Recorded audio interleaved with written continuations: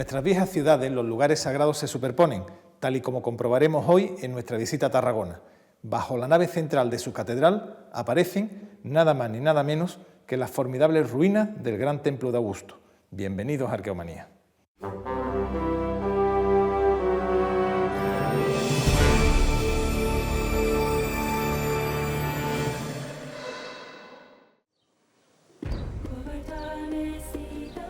El anfiteatro de Tarragona, la antigua Tárraco, fue uno de los edificios más destacados de la Hispania Citerior por sus dimensiones y actividad.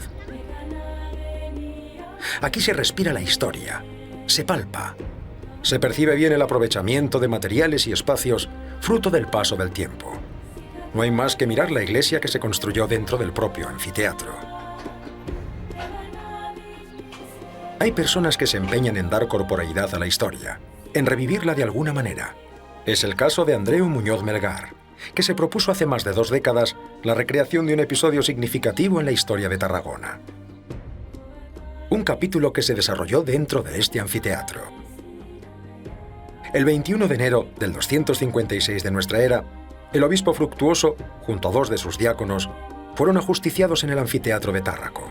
Andreu Muñoz escribió una obra de teatro que se representa todos los años para rememorar el martirio.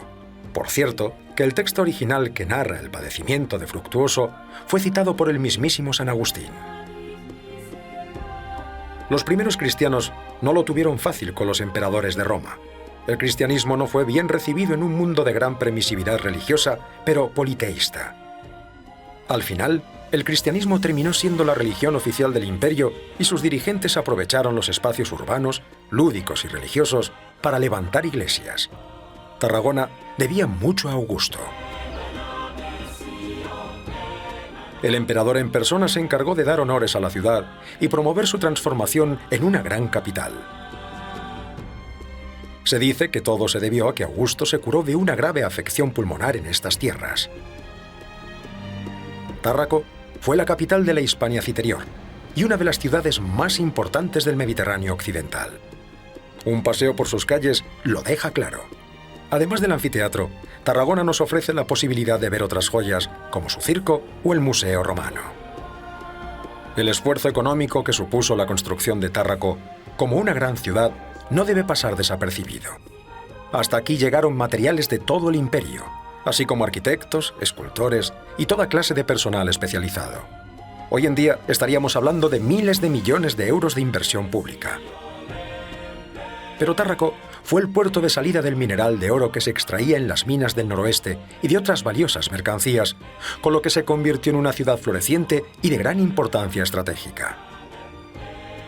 La urbe disfrutó de un gran esplendor durante más de 200 años. En el Museo Romano pueden verse cientos de vestigios del periodo imperial, mosaicos, bustos, estelas funerarias o piezas del mundo de la navegación.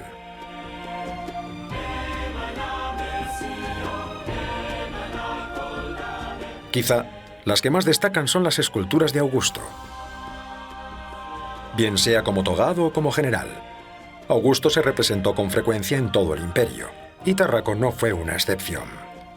Pero Tárraco no solo erigió esculturas a Augusto, también le dedicó un templo, un gran templo, y Andrés Muñoz, junto a Ima Teixell y Josep María Macías, se han empeñado en descubrirlo. Tarragona es una ciudad cosmopolita, agradable para pasear. Al ir alcanzando su zona alta, el enigma sobre el paradero del templo de Augusto se va resolviendo. Su catedral gótica se observa desde la distancia. Se erige sobre un pódium que domina todo el centro urbano. Hoy en día se está sometiendo a una profunda restauración. Esta catedral es de las más bellas de España y no de las más conocidas. En su tesoro hay materiales de indudable valor artístico de diferentes épocas y culturas.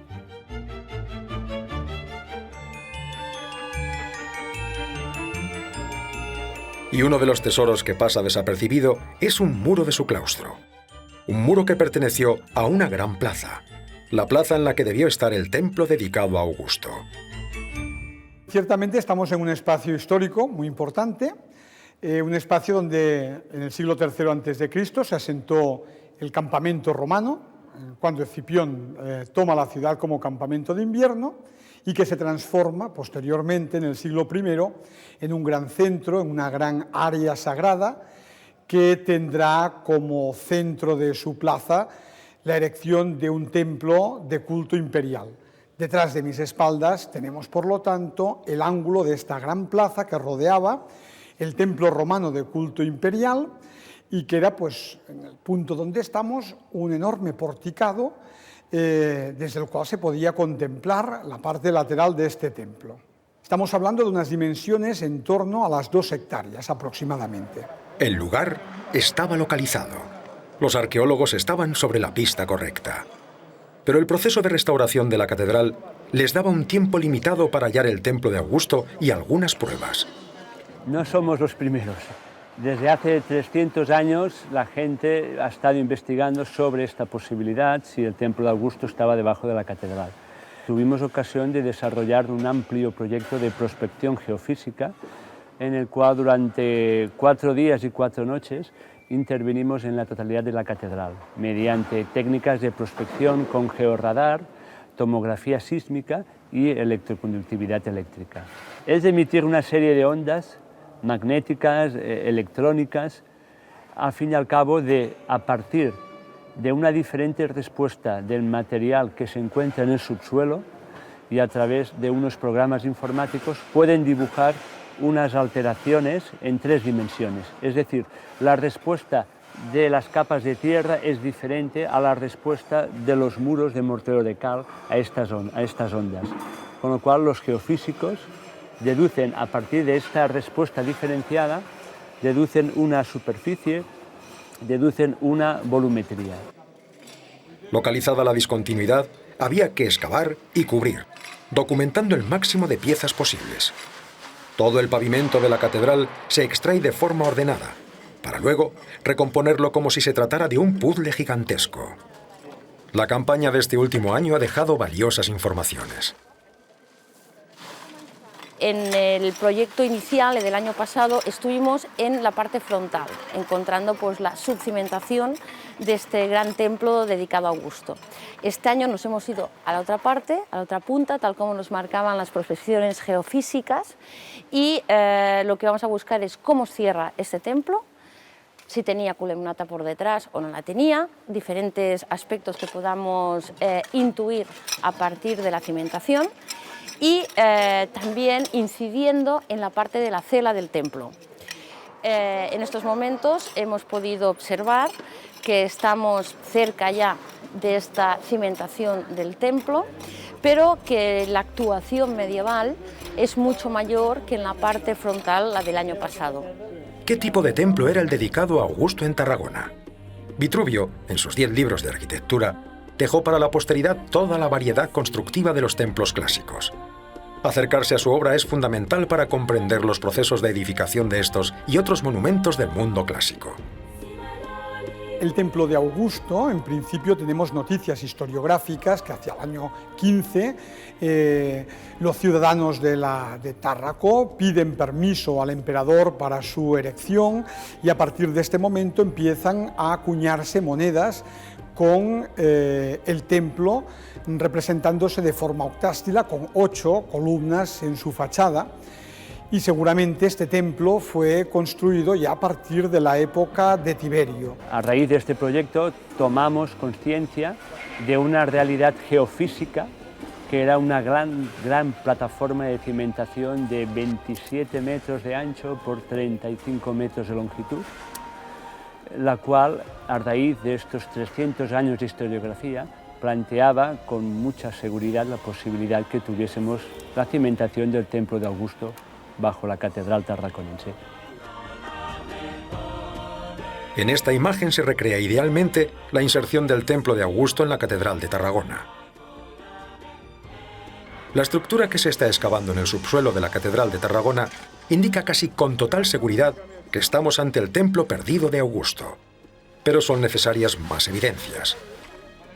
Había otros emplazamientos donde podría ubicarse este templo de Augusto, pero el propio desarrollo de la investigación tarraconense más los hallazgos arqueológicos y geofísicos plantean casi sin ninguna duda que esto sea la cimentación del templo. En estos momentos queremos llegar y marcar con la arqueología dónde está la línea de la cimentación del templo, a ver si hay suerte, que parece que esta vez un poco, que tengamos estratigrafía relacionada con esta parte posterior y poder acercarnos a la datación de construcción del templo, que es lo que nos hace falta.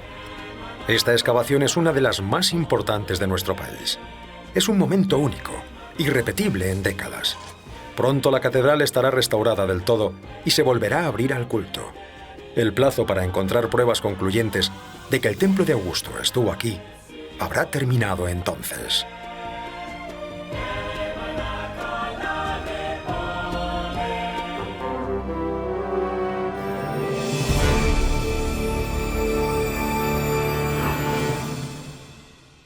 Porque la arqueología es una fuente de información del pasado que sin ella pues no tendríamos el conocimiento de los restos materiales que utilizaron los antiguos, ¿no? Es hacer llegar a la sociedad lo que los arqueólogos estamos investigando y hacerles entender cómo eran las sociedades antiguas que nos han precedido de una forma que sea comprensible para un público no especializado. El arqueólogo siempre debe tener en cuenta que lo que está estudiando o lo que está trabajando es un segmento muy pequeño de la sociedad que utilizó ese material que él está estudiando, ¿no? Y que por tanto sus conclusiones tienen que estar supeditadas a esta parte pequeña de la historia que es sobre la que trabaja, ¿no?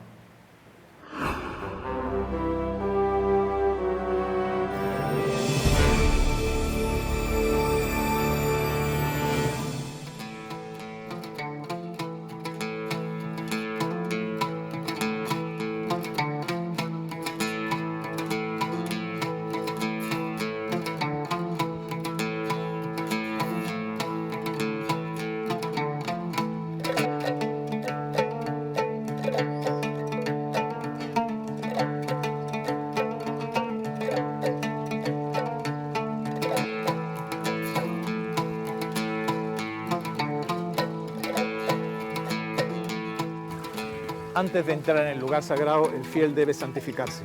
Se purifica a través del agua de una fuente perdida a la sombra del bosque de naranjos, olivos, cipreses y palmeras que conforman un trasunto del paraíso terrenal. Nos encontramos en el patio de los Naranjos de la Mezquita de Córdoba.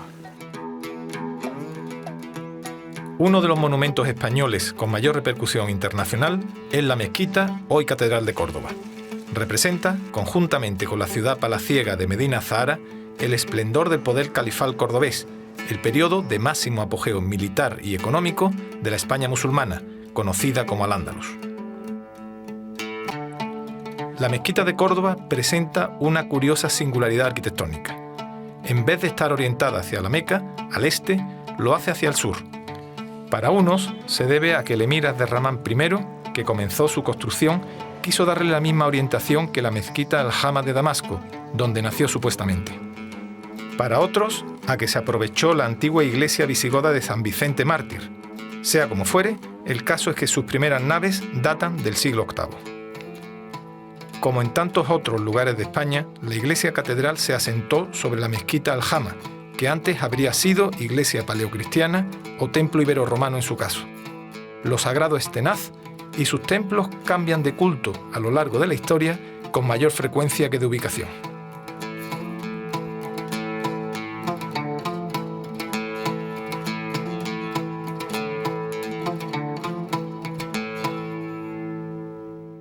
Pedro, normalmente los lugares sagrados es una continuidad del tiempo, lo que hoy es sagrado también lo fue ayer. Esta mezquita catedral, ¿qué antecedentes religiosos tiene? Hemos hallado en las últimas excavaciones restos de varios edificios que componen un complejo episcopal, la sede episcopal de Córdoba y al otro lado de la calle el Palacio Civil. ¿De qué siglo hablamos? ¿De qué tipo? Estamos hablando de mediados del siglo VI. Desde ese momento hasta la actualidad ha sido casi continuado el culto, menos un paréntesis entre 711 y 756.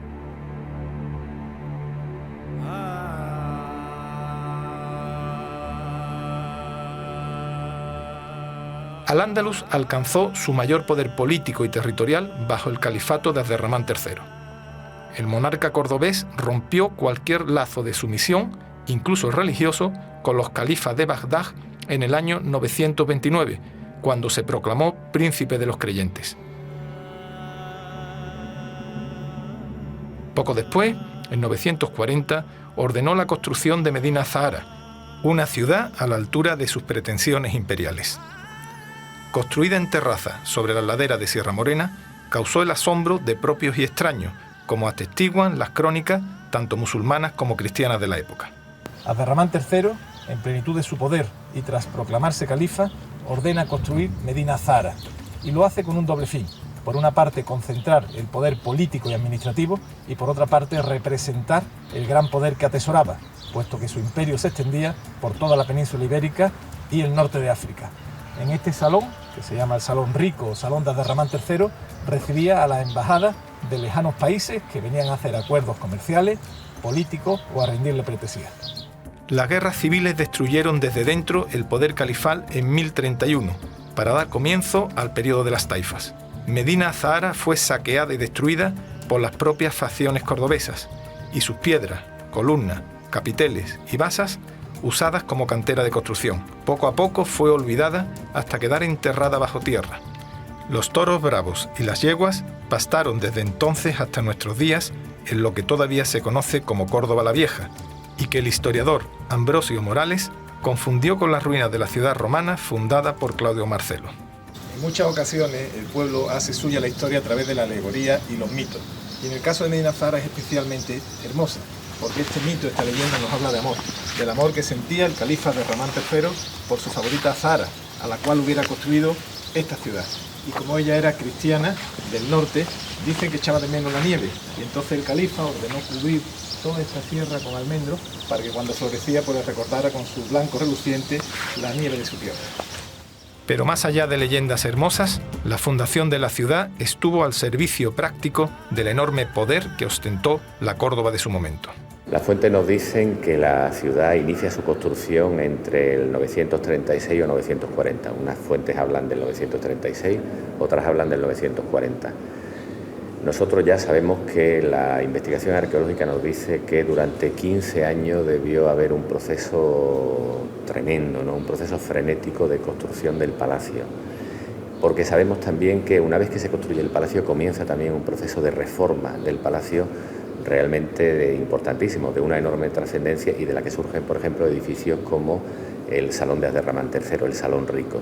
Ese edificio no está en el programa inicial, sino que surge en virtud de esa reforma. La ciudad y el palacio tienen una vida importantísima, una vida de un protagonismo tremendo, muy importante en todo lo que es el ámbito mediterráneo, hasta la muerte de Al-Hakam II en el 976. Empezamos a ver que probablemente después de ese momento, con el califato de Gisán, la ciudad entra en un cierto declive que viene también favorecido porque Almanzor, el futuro primer ministro, el Hajib del califa Gisán, justamente construye una nueva ciudad al este de Córdoba, Madinat al-Sáhira, donde traslada todo el aparato administrativo y toda la corte desde Medina Zahara hasta al-Sáhira. Eso hace que cuando se inicia ya propiamente la destrucción de la ciudad, entre los años 1010 y 1013, la ciudad llevara ya algún tiempo en decadencia. Está excavado aproximadamente el 10% del conjunto y lo que está excavado corresponde al palacio, a la parte central del palacio y un edificio como la Mezquita Al-Jama que correspondería al ámbito de la Medina. He de reconocer que a mí me gusta mucho el trabajo que estáis haciendo, ha tenido un trabajo que está siendo muy premiado nacional e internacionalmente, el último el premio Aga Khan, pero por centrarnos en uno de los elementos, ¿no? Me parece ahora mismo más destacable de restauración, que es esa fachada tan hermosa, con esa armonía tan particular, ¿no? La fachada del Palacio de Jafar, el visir. ¿Qué técnica, qué criterio seguiste para conseguir pues una recuperación tan brillante?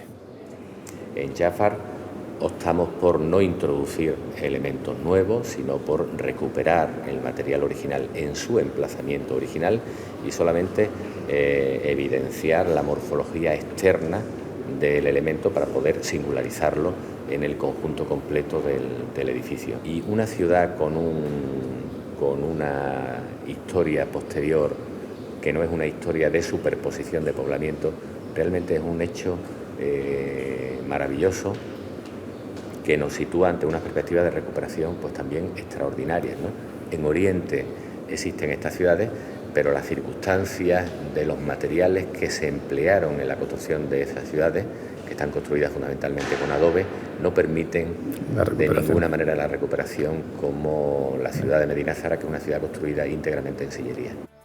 El área de influencia del Al-Ándalus califal abarcó la práctica totalidad de la península ibérica y gran parte del África occidental. Incluso se han encontrado lápidas con el nombre de Abderramán III en la remotísima Gao, al sur del Sáhara. Las viejas ciudades caravaneras como Agadez, Tombuctú y Gao fueron testigos del esplendor de Al-Ándalus, que es el equivalente de la Atenas de Pericles en el ámbito musulmán. La lápida de la princesa Mabre, en Gao, fue tallada sobre mármol de las canteras de Macael. Entonces, los califas de Córdoba eran los líderes religiosos de gran parte del África sahariana y sus caravanas atravesaban los atroces desiertos. Al-Ándalus es un periodo de nuestra historia cuya rememoración, más o menos mítica, está aún viva tanto en el mundo musulmán como en el occidental. Las ruinas de Medina Zahara son testigo fiel de aquel florecimiento excepcional. Al-Ándalus no es tan solo la historia de los árabes, es también parte de nuestra propia historia. Debemos conocerla con sus luces y sus sombras. Medina Zahara es un libro abierto de arqueología e historia de visita obligada, que además de asombrar, sigue enamorando por su belleza y ambición osada. Las antiguas lenguas celtibéricas aún no han logrado ser descifradas. Nos despedimos hoy con nuestra particular piedra de Roseta, los bronces de Botorrita. Y no olviden que en el próximo programa vamos a continuar contándoles lo que ocurrió hace mucho, mucho tiempo.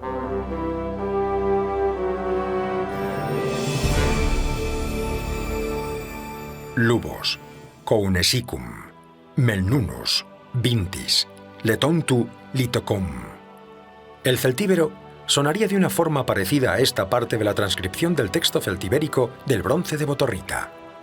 Los bronces de Botorrita pueden verse en el Museo Provincial de Zaragoza. Son una serie de escritos, 4 en concreto, grabados sobre planchas de bronce. Se remontan al siglo I a.C. y en general tienen una temática legal. Se excavaron en el pueblo de Botorrita, cercano a Zaragoza, la antigua Contrevia Velaisca. Su particularidad reside, en primer lugar, en que existen pocos textos en lengua celta escritos con caracteres íberos al alcance de los investigadores, y en segundo lugar, en que presentan algunos lazos léxicos con el latín, lo que abre la posibilidad de que lleguen a ser una especie de piedra roseta. El bronce conocido como Botorrita II está redactado en latín y muestra un pleito entre los habitantes de Salduey, la actual Zaragoza, y los de Alaún, actual Alagón. La disputa se originó por una canalización de aguas. Es la primera querella documentada en la península ibérica. El bronce denominado Botorrita I está escrito en lengua celtibérica y no ha podido ser traducido, aunque los investigadores sostienen que puede tratarse de un texto legal emitido por un senado indígena. Los habitantes de Contrevia Velaisca hablaban el mismo idioma que los habitantes de Numancia. Hoy en día se está avanzando mucho en el conocimiento de las lenguas prerromanas de la península. El problema del celtíbero es que conocemos un léxico todavía excesivamente pequeño y por tanto no tenemos todas las claves para poderlo interpretar. Pero hay que comentar cómo el mundo celtibérico tiene necesidad de escribir más tarde que el mundo ibérico. El urbanismo conlleva la aparición, lógicamente, de la escritura, porque lógicamente hay que anotar y llevar las cuentas, y a su vez, lógicamente, hay que elaborar leyes, legislación, lógicamente, para que sea conocida. Caso especial es el del tartésico, un idioma que no presenta ningún vínculo con lenguas indoeuropeas ni semíticas.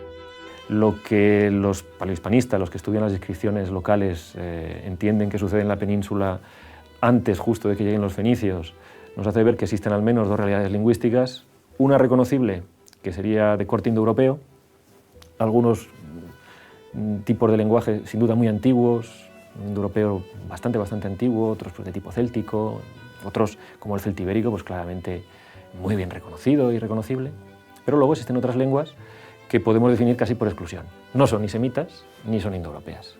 En este cuerpo de lenguas que claramente no funcionan de la misma manera que las lenguas semíticas o que las lenguas indoeuropeas, estaría sin duda lo que hablaban, pues digamos, los tartésicos, o al menos aquellos que habitaban en el sur de la península ibérica donde se asentaron los fenicios y con los que entraron en contacto. Los bronces de Botorrita son un documento de gran valor histórico. Muestran el desarrollo de las poblaciones autóctonas de la península y su relación con Roma, la potencia colonial, a través de la inclusión de neologismos. Si en el futuro alguna excavación depara otros hallazgos similares, alguna variedad del íbero y del celtíbero, tal vez puedan ser traducidas.